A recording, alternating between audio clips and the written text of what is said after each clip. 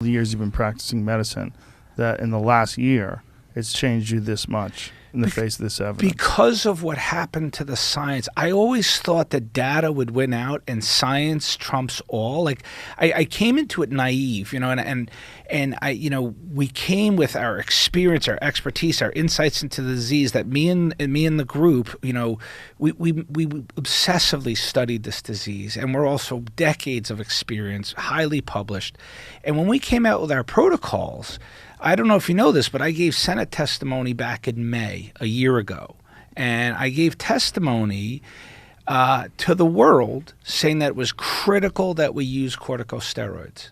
And I did that at a time when every national and international health agency said, do not use corticosteroids in COVID.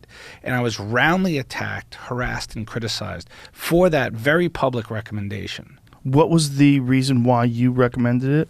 Because we knew it was critical in this disease. So about 4 reasons. Number one, my colleague in our group, his name is Umberto Meduri. He is the world expert at corticosteroids in lung disease.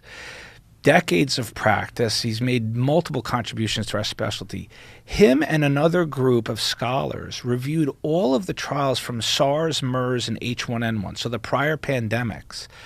And when you really carefully control, because they were all what's called observational trials back then, and so there's a lot of what are called confounders. But when you control for the confounders really carefully, what him and his group, and this, what I think is a landmark paper, what they found was that corticosteroids were actually life-saving in the prior coronavirus pandemics.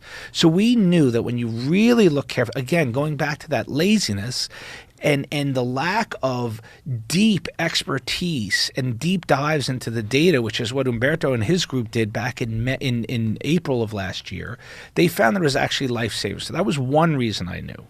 The other reason I knew is because I'm born, raised, trained, lived in New York. I moved to Wisconsin. I was recruited by the University of Wisconsin 5 years ago. But I know guys and gals in every ICU in New York City. And when they got hit, it was bad. And I was in Wisconsin. We weren't hit yet. And I was on the phone with them every day. I was trying to learn everything I could about the disease.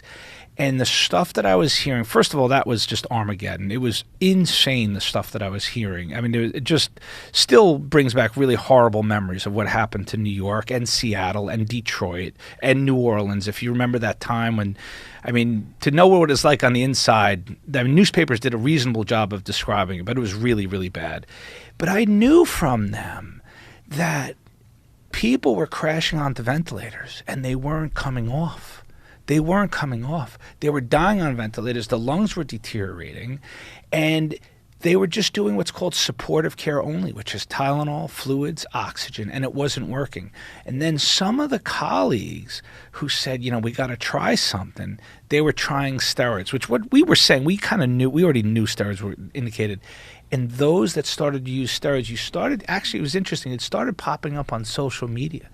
Doctors, some of them anonymously, were starting to post like, hey, we're using steroids, we're using it early as soon as they get on oxygen, and we're finding they're not getting intubated, they're coming off ventilators, and we're actually discharging patients. And so you had like on the ground, like real time feedback that it was working. We knew from prior trials. And then I wrote a paper talking about how the type of lung disease that COVID causes, and I don't want to get too wonky here, but it's a disease called organizing pneumonia, which is not an infectious pneumonia. It's actually, although they call it a pneumonia, it's just a reaction to a lung injury, to exposure to something.